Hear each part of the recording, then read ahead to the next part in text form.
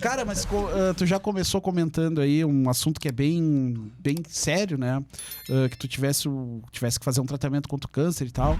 Que idade tu tinha quando tu descobriu, cara? Eu tinha 17 anos quando eu descobri. 17 anos, cara. E era câncer aonde? Eu tive um câncer, um sarcoma de Ewing em todo o neuroeixo, então cérebro e toda a coluna. Eu tava com bastante pontos de câncer em toda essa parte mano. aí. Caraca. Mas tu com 17 anos tu descobriu, como é que tu descobriu? Então, eu era super, hiper, mega atleta, né? Fazia crossfit, eu nadava, eu jogava vôlei, fazia academia, assim, minha rotina era baseada no esporte, né? Já corri 42 quilômetros aqui na cidade. Bomba?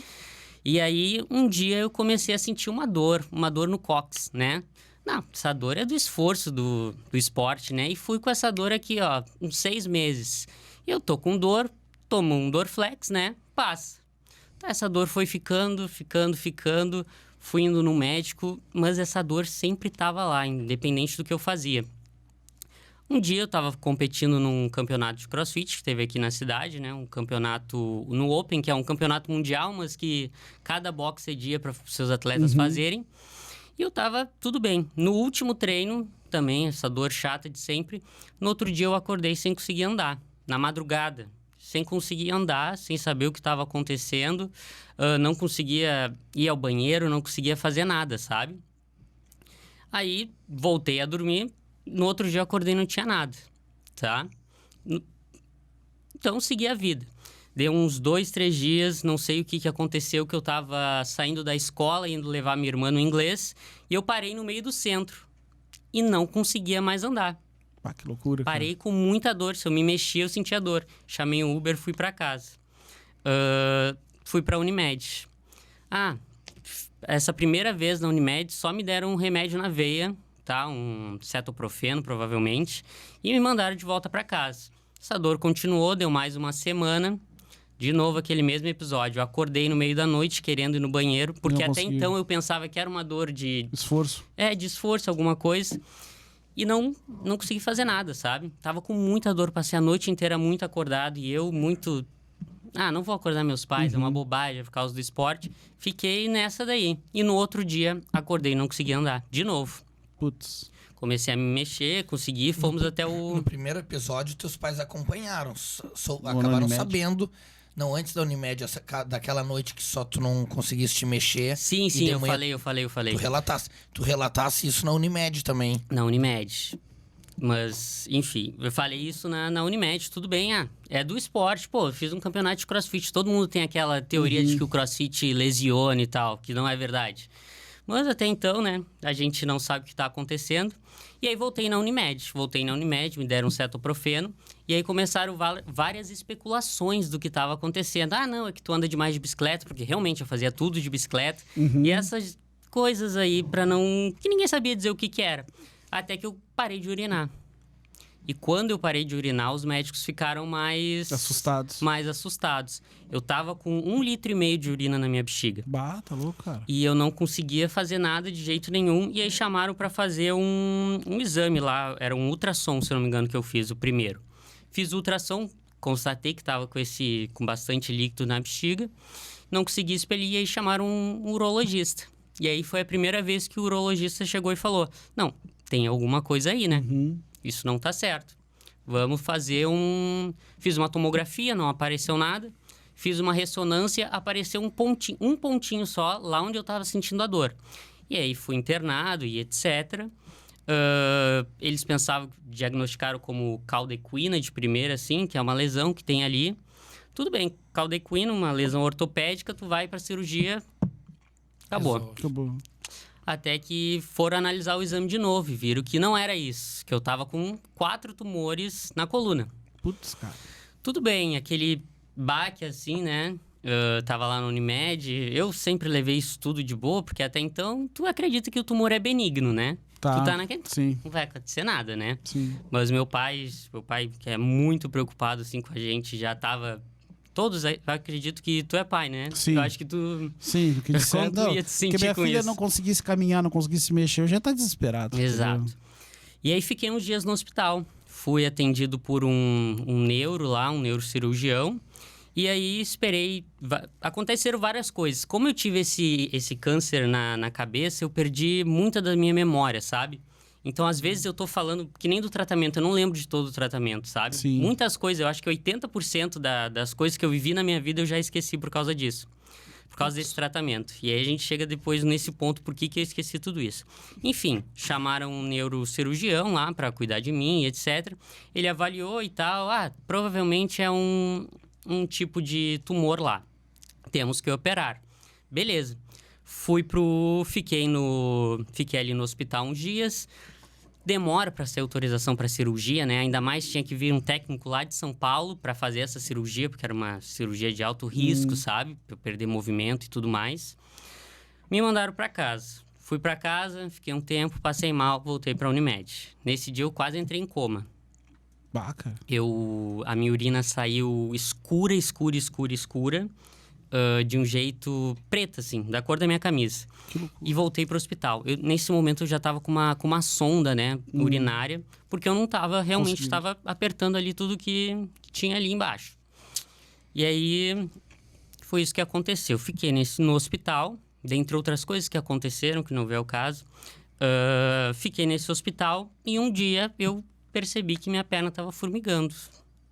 Minha perna formigando, ia aumentando. Parei de andar. Putz.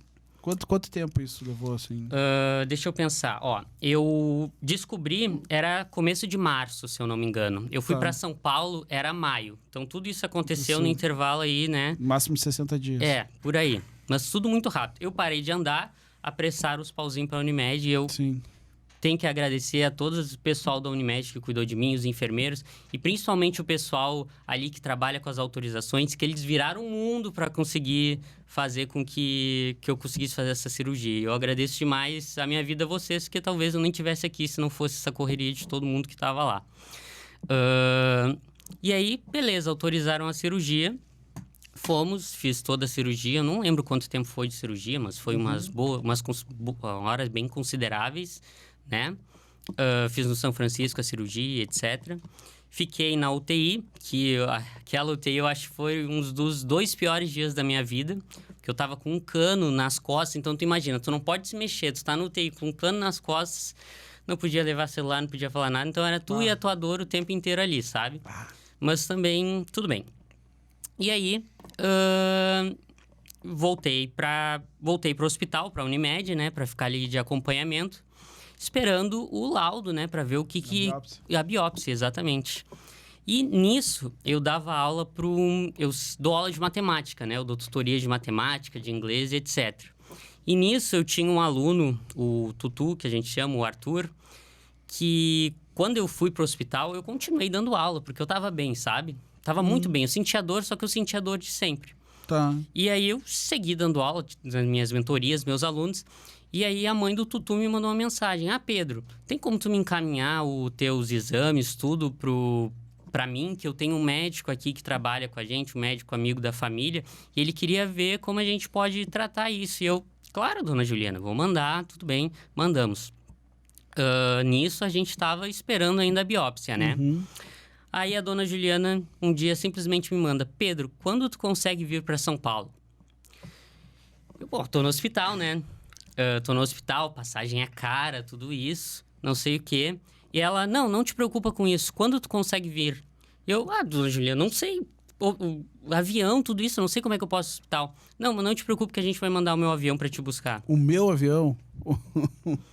E aí, de um dia pra noite, assim, eu me arrumei, saí da Unimed, fui direto para o aeroporto, lá tava o avião deles para me buscar. E me levaram até São Paulo, onde eu cheguei e fui direto para Albert Einstein, o melhor hospital da América Latina. Sim.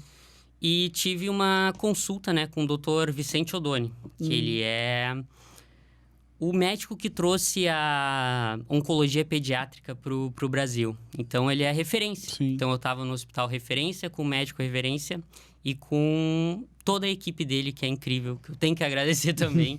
Todos esses doutores estiveram comigo e todo o pessoal do Einstein também. E lá eu comecei meu tratamento. Eu cheguei na noite, eu já me internei lá. Na noite que eu cheguei, eu já comecei a fazer quimioterapia. E o doutor, mais pra frente, deixou bem claro que eu tava pra morrer, assim. É mesmo, Se eu não cara. tivesse começado a quimioterapia, eu tava pra falecer, não tinha o que fazer, sabe?